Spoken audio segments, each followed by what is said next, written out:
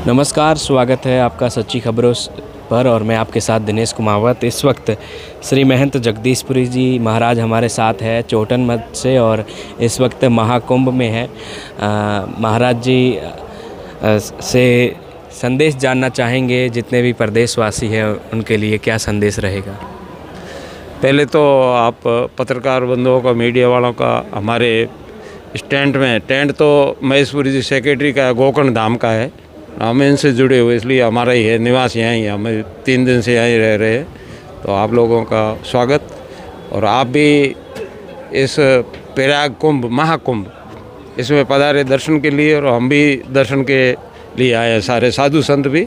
तो साधु संतों का जमावड़ा लगभग यहाँ 1.5 महीना रहेगा।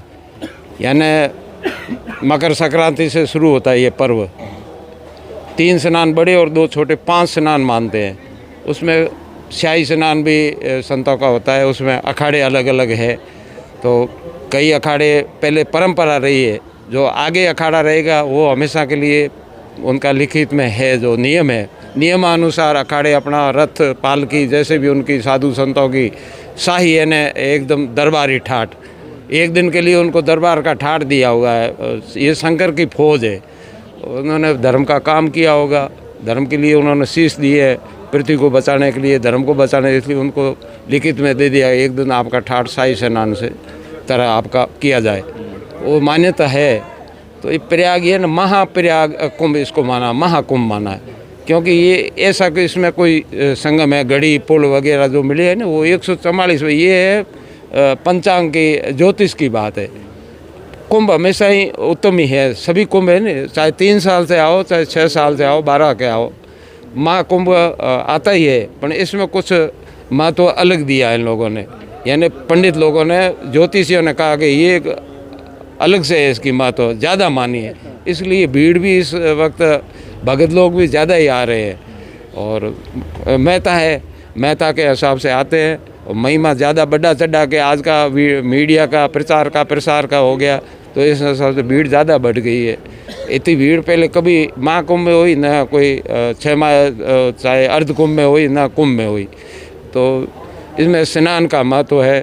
यहाँ तो त्रिवेणी संगम है, यमुना, गंगा, सरस्वती, तीनों का संगम होता है। एक गंगा के लिए कितनी भीड़ उमड़ती है, तो यहाँ 3 नदियाँ साथ में एक ही जगह मिलती है, तो ये बहुत अपने में महत्व रखती है। और जो भी प्रदेशवासी हमारे राजस्थान से भी आए हैं उनको, और बाड़मेर ज़िला से भी है, जैसलमेर ज़िला से है, सांचौर, जालौर, जो भी भक्त यहाँ मिलते हैं, हमारे मिले भी। और यहाँ साधु संत भी अपने राजस्थान के इस बार खूब यहाँ टेंट तंबू लगे उनके, वो भंडारा चला रहे हैं। कई साधु संत 1.5 महीना भंडारा चलाते हैं, कई 1 महीना चलाते हैं, जैसी उनके अपने अपने पूगत। और भगत लोग ट्रकों भर के माल उनको देते हैं इकट्ठा करके, और वो साधु संतों के हाथ से यहाँ वितरण होता है। और एक एक तंबू में दिन को कहीं का 200 का भोजन होता है, तो कहीं का 500 का होता है, कहीं 100 आदमियों का, 50 का, जैसी अपनी अपनी श्रद्धा भाव। और भगत लोग उनके मठों के हैं, वो साथ में जुड़े, वो सेवा दे रहे हैं। और साधु संतों को तो 1-1.5 महीना तक यहाँ नींद लेना भी बंद है, क्योंकि उनकी जिम्मेदारियाँ हैं। जो टेंट लगा देगा वो घर जैसा होगा, मठ जैसा होगा, तो जिम्मेदारी भी बढ़ती। रात को भगत आए, महाराज जी हम आ गए, तो आओ भाई स्वागत।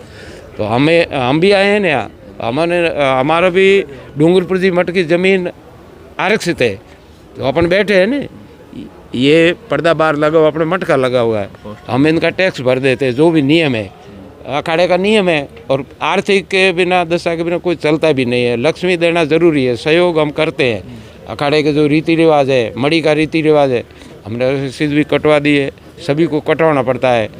14-13 है ना, 27 गिरी है, 4 भारतीय है, 16 पुरी है, तो 16 मड़ी, हम 16 मड़ी से जुड़े हुए हैं। तो मुझे भी इन 16 मड़ी वाला ने संरक्षक की माला मेरे गले में डाल दी, इन 1.5 साल से। पहले मैं संगठन मंत्री था 16 मड़ी का, अब इन्होंने संरक्षता की मुझे जिम्मेदारी सौंप रखी है।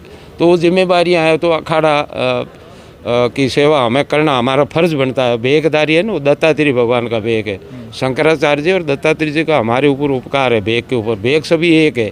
और उसके बाद में गोरखनाथ जी, जो नाथ संप्रदाय है, वो अपना आद्य देव मानते हैं गोरखनाथ जी को।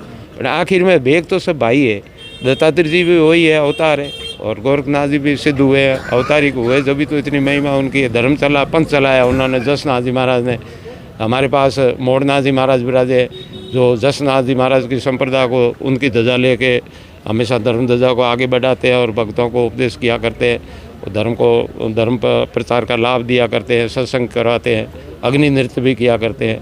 तो ये कुंभ है, महापर्व, इसमें सब आने के बाद में सभी की भावना एक हो जाती है, चाहे वो किसी धर्म से हो, किसी पंथ से हो, किसी जाति समाज का हो, चाहे साधु हो, चाहे घरबारी हो, चाहे भगत हो, आस्था एक ही रहती है कि त्रिवेणी में डुबकी लगाए और उसका महत्व हमें मिले और लाभ मिले और हमारे कर्मों का फल है।